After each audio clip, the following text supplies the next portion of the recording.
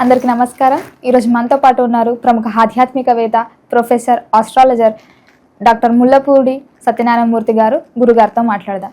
గురుగారు నమస్కారం. నమస్కారం మా శిరీష. గురుగారు, ఈ 2026లో ఏ రాశుల వారికి అదృష్టం పట్టబోతుంది? ఈ 2020లో చూసుకుంటే చాలా రాశుల వాళ్ళు అధికంగా చాలా కోల్పోయారు. ఇప్పుడు ఈ 2026లో ఏ రాశుల వారికి అదృష్ట యోగం పట్టబోతుందో తెలియజేయండి గురుగారు. అదృష్టం అంటే ఏంటి? ఫస్ట్ డెఫినేషన్ వీళ్ళకి ఉసిరికాయలు, బంగారపు ఉసిరికాయలు కనకదారాస్తవంలో శంకరాచార్య చదివితే అంటే అలా పడిపోయినట్టు డబ్బులు పడిపోవాలి. లక్ష్మీదేవి పూజ కుంకుమతో చేస్తుంటే సూట్ కేసులో లక్ష్మీదేవి తెచ్చి మనం పని చేయకపోయినా సూట్ కేసులో తెచ్చి డబ్బులు ఇచ్చేయాలి. దీన్ని అదృష్టం అంటారు. అట్లాంటి అదృష్టం మన వాళ్ళకి ఇప్పుడు పట్టబోతుంది కొన్ని రాశుల వారికి. ఇప్పుడు ఈ 2026 సంవత్సరంలో అదృష్టం పట్టబోతున్నటువంటి రాశుల్లో మొట్టమొదటి రాశి మేషరాశి. మేషరాశి వాళ్ళకి దూకుడు స్వభావం ఎక్కువ ఉంటుంది. ధైర్యే సాహసే లక్ష్మి అన్నారు. ధైర్యంగా చేసినప్పుడు ఏమవుతుంది? లక్ష్మి వస్తుంది. వ్యాపారం బ్రహ్మాండంగా చేస్తారు మేషరాశి వారు. అందులో ఏలినాటి శని సమయం. ఈ ఏలినాటి శని సమయంలో శనీశ్వరుని చాలా బ్యాడ్గా ప్రచారం చేసేసారు. శనీశ్వరుడు ఉన్నాయన్నీ లాగేసుకుంటాడు, శనీశ్వరుడు పిల్లల్ని చంపేస్తాడు, కాళ్ళు ఎరగొట్టేస్తాడు, ఇవన్నీ జరుగుతాయి. ఇప్పుడు చెడ్డ కర్మలు చేసిన వాళ్ళకి, మంచి పనులు చేసిన వాళ్ళకి గత జన్మలో ఏముండవు. మనకి 4 రకాల కర్మలు ఉంటాయి. సంచిత కర్మ, క్యుములేటివ్, ప్రారబ్ధ కర్మ, ఆగామి కర్మ, ఫ్యూచర్లో వచ్చే కర్మ కూడా ఇప్పుడే డిసైడ్ చేస్తాడు శనీశ్వరుడు. తర్వాత క్రియమాన కర్మ అని. ఈ 4 కర్మ సిద్ధాంతాల ప్రకారము మనకి మేషరాశి వాళ్ళకి చాలా అద్భుతంగా ఉండబోతోంది. First point. ఇక వృషభ రాశి వాళ్ళకి అదృష్టం అంటే అదృష్టలక్ష్మి. ఎన్ని లక్ష్ములు ఉన్నారు మనకి? 8 లక్ష్ములు ఉన్నాయి. అదృష్టం అనగానే డబ్బులే అనుకుంటారు వీళ్ళు. గజలక్ష్మి, ధాన్యలక్ష్మి. రైతుకి ధాన్యం బ్రహ్మాండంగా పండితే అది అదృష్టం. మనకి సంతాన లక్ష్మి, పిల్లలు లేనటువంటి వాళ్ళకి సంతానం కలిగితే అది అదృష్టం. అట్లా ఇలా మనం లక్ష్ములన్నింటినీ మనం తీసుకున్నప్పుడు ఇవన్నీ న్యాచురల్గా జరిగే కోర్స్ అండి. మాకు డబ్బు ఎప్పుడు వస్తుందండి చెప్పండి, డబ్బు గోల్డ్ మీద ఇన్వెస్ట్ చేస్తాం. ఇలా మనకి అందరూ అదృష్టాన్నే కోరుకునేది డబ్బే అనమాట. కాబట్టి ఈ వృషభ రాశి వాళ్ళకి వాళ్ళ నాన్నగారి తరపు దూరపు బంధువులు చచ్చిపోతారనమాట. చచ్చిపోయి వాళ్ళే ఎవరి పేరు మీద వీళ్ళ పేరు మీద రాసేస్తారు ఆస్తి. కాబట్టి దూరపు బంధువుల యొక్క మరణం వార్త ఎలా ఉన్నా డబ్బు రాసి ఇచ్చేస్తున్నారు, కలిసి వచ్చేస్తుంది. ఇది సెకండ్. ఇక మిథున రాశి వారికి వీళ్ళు ఏం చేస్తారంటే వాళ్ళ తల్లిదండ్రులను బాగా పొగుడుతారు. అన్నకు రావాల్సినటువంటిది, ఇప్పుడు రోడ్డు మీద సైట్ ఉంటుంది, వెనక సైట్ చెల్లెలకి కట్నం. ఆ అన్నతో పొగడడం వల్ల వీళ్ళు ఏం చేస్తారంటే మొదట రోడ్డు పక్కన ఉన్న సైట్ రాయించుకోవాలని ట్రై చేస్తారు. ఉన్నది పోయే ఉంచుకున్నది పోయే అని ఆ అన్న అలిగేసి కొన్నాళ్ళు మాట్లాడడం మానేస్తాడు. ఆ తర్వాత కుక్క పిల్లలాగా వచ్చి వెనకాల స్థలం తీసుకుంటారు. మొత్తం మీద అయితే వచ్చింది కదా, ఫ్రీగా అయితే ఇచ్చాడు కదా, పాపం తండ్రి కట్నాలు ఇచ్చేసాడు, అనుకున్న పనులు అయిపోయినాయి, అయినా ఇచ్చాడు కదా. కాబట్టి మిథున రాశికి కూడా ధనలాభం చాలా బాగుంది. పెద్ద సైట్ ఇస్తారు 2026లో. ఇకపోతే కర్కాటక రాశి వారికి, ఈ కర్కాటక రాశి వారికి అదృష్టం అనేటటువంటిది పాపం ఆరోగ్య సమస్యలు వస్తాయి వీళ్ళకి. పీరియడ్స్, లేడీస్కి మెన్స్ట్రువల్ సైకిల్లో తేడాలు, పీరియడ్స్ సరిగ్గా రాకపోవడము, ఇలాంటి కారణాలు. ఇకపోతే మానసికంగా అశాంతి, బంధువులందరికీ కూడా ఎన్ని రకాల వంటలు చేసి భోజనాలు పెట్టినా సరే వీళ్ళు మమ్మల్ని గుర్తించట్లేదనేటటువంటి బాధ వీళ్ళల్లో ఉంటుంది. కాబట్టి అదృష్టము 50% కలిసి వస్తుంది వీళ్ళకి. ఇక సింహరాశి వాళ్ళకి ఎప్పుడు కూడా వీళ్ళది పెద్ద చెయ్యి దాన ధర్మాలలో బాగా చేస్తారు, అందులో డౌట్ లేదు. కానీ ఈ సింహరాశి వాళ్ళకి ఏమవుతుందంటే కాస్త 70% మాత్రమే అదృష్టం వస్తుంది. వీళ్ళ భర్తల ఉద్యోగాలకు కొంచెం ప్రమాదం అనేటటువంటి పరిస్థితి ఉంది. ఎప్పుడో రిసెషన్ పీరియడ్ నడుస్తుంది కాబట్టి ఎప్పుడు ఉద్యోగాలు పీకేస్తారో సాఫ్ట్వేర్ కంపెనీలో చెప్పలేము. కాబట్టి ఎలాగో వీళ్ళు మానేయాలనుకుంటున్నారు కాబట్టి ఒక 5.5 నెలల జీతం ముందు ఇచ్చేసి తీసేయడం, ఇలాంటివన్నీ కూడా సింహరాశి వాళ్ళకి జరిగినాయి. కాబట్టి అది కంటిన్యూ అవుతుంది. కానీ అదృష్టం మాత్రం 70% ఉంటుంది. ఇక కన్యా రాశి వారికి మొత్తం 85% అదృష్టం కలిసి వస్తుందన్నమాట. తులారాశి వారికి 100% కలిసి వస్తుంది. రాత్రిలే ఓవర్ నైట్ పడుకుంటారు, శుభ్రంగా తినేసి పడుకునేసరికి నువ్వు వరలక్ష్మి వ్రతం కథ విన్నావా? చారుమతి అని ఒక ఆవిడేం చేయదు, తన మొగుడికి టైంకి అన్నం పెడుద్ది, టైంకి బట్టలు ఇస్తుంది, టైంకి అన్నీ చేసి పెడుద్ది. చూస్తే లక్ష్మీదేవికి ఆమె మీద ప్రేమ కలుగుద్ది. చారుమతి నువ్వు నా వ్రతాన్ని చేసే రేపు వచ్చేటటువంటి వరలక్ష్మి వ్రతం అంటే రైట్ అనేసి ఇప్పుడు చుట్టాలందరికీ చెప్పుద్ది, ఫ్రెండ్స్ అందరూ కూర్చుంటారు. వ్రతం చేయగానే టపీమని మొదట వాయినం ఇవ్వగానే టకటకటక అందరికీ బంగారాలు వచ్చేస్తాయి, మెళ్ళ గొలుసులు. రెండవది చేసేసరికి ఇళ్ళంతా బంగారం అయిపోద్ది. మూడో వచ్చేసరికి రథాలు తురంగాలు వచ్చి వీళ్ళని ఇళ్ళకి తీసుకెళ్తాయి. ఆ విధంగా ఈ యొక్క తులారాశి వారికి అందరికీ కూడా ఎక్స్పెక్ట్ చేస్తారు.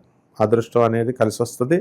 వీళ్ళ నాన్నగారులు వీళ్ళ తల్లులకి మారుటి తల్లులు బాగా వ్యాపారం బాగా ఎక్కువైపోయినప్పుడు ఏం చేస్తారు, సెకండ్ సెటప్లు పెడతాడు వీళ్ళ డాడీ.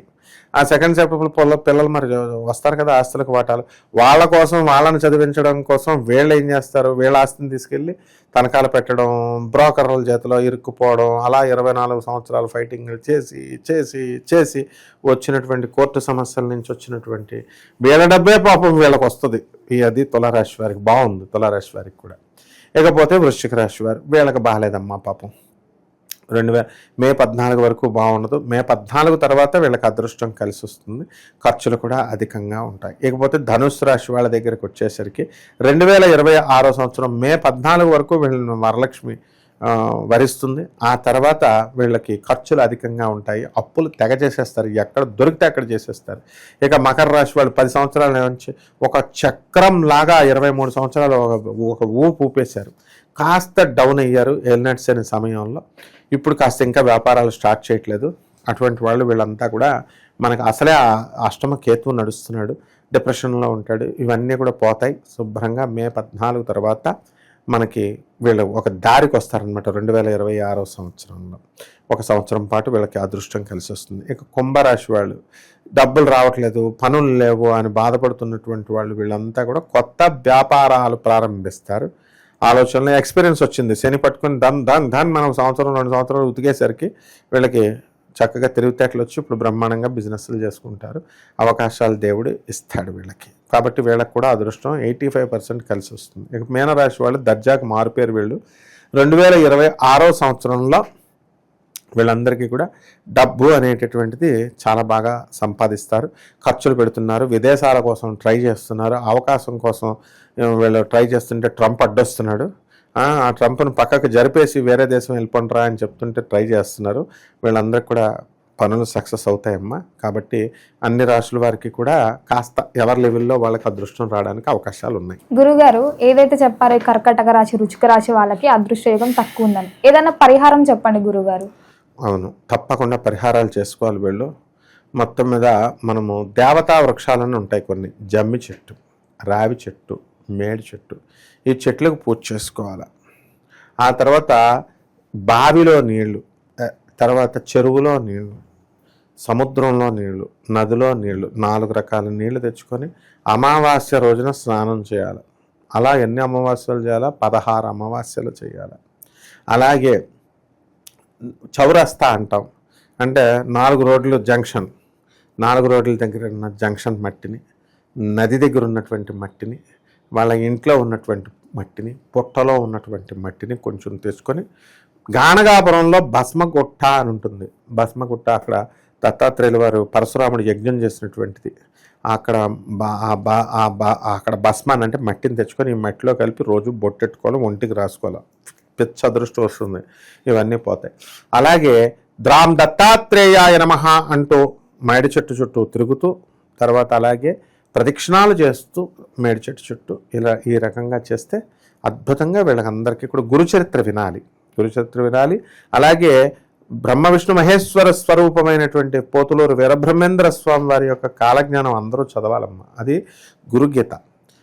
ఆ కాలజ్ఞానం ప్రతి ఒక్కళ్ళు చదవాలి. ఎవరైతే ఈ యొక్క కాలజ్ఞానాన్ని వింటారో లేదా కాలజ్ఞానాన్ని చదువుతారో అటువంటి వాళ్ళకి కర్మలన్నీ పోతాయి, అదృష్టం కలిసి వస్తుంది. కలియుగంలో ఆఖరిగా ఒకే ఒక మంత్రం ఏంటంటే, త్రేతాయుగంలో ఏం మంత్రం చదువుతాం? రాముల వారు పుట్టారు, ఆయన ఉన్నారు త్రేతాయుగం అంతా. అప్పుడు ఏ మంత్రం చదువుతాం? ఆటోమేటిక్గా ఇప్పుడు నరేంద్ర మోడీ పరిపాలిస్తున్నాడు, మనం ఎవరిని పొగుడతాం? అంతే కదా. ఇంకోటి ఇందిరాగాంధీని పుట్టి తంతాడు మనల్ని. కాబట్టి రాముల వారి కాలంలో శ్రీరామచంద్ర ప్రభువుకి మనం మంత్రం చేసాం. కృష్ణుల వారి కాలంలో మనము రామారామ అని అక్కడంటే ఇక్కడ ఓం నమో భగవతే వాసుదేవాయ అన్నాం. కలియుగంలో ఇప్పుడు ఎవరు బాస్? కలియుగ ప్రత్యక్ష దైవం ఎవరు? వెంకటేశ్వర స్వామి. పూజ చేస్తావు కదమ్మా, శ్రీనివాసుడు వెంకటేశ్వర స్వామి ఓం నమో నారాయణాయ, ఓం నమో వెంకటేశాయ అని. తర్వాత మనకి కల్కి వచ్చేస్తున్నాడు కలియుగాంతానికి. అప్పుడు శంబాలా గ్రామంలో మంత్రం, అక్కడ ఆ శంబాలా గ్రామం బం బం బాబా అంటే శివుడు లయకారకుడు అనమాట. కల్కి లయకారకుడు అవుతాడు. బం బం బాబా, బాబా నాం కేవలం బం బం బాబా, ఇలా శివుడు మంత్రాలు చదవాలి. ఇవన్నీ చేసుకుంటే బ్రహ్మాండంగా అదృష్టం పడుతుందమ్మా. గురుగారు, ఈ 2026లో ఏ రాశుల వరకు అదృష్టం వస్తుంది, లేని వాళ్ళు ఎట్లాంటి పరిహారాలు చేయాలో చాలా సులువుగా చెప్పారు. ధన్యవాదాలు గురుగారు. ధన్యవాదాలమ్మా.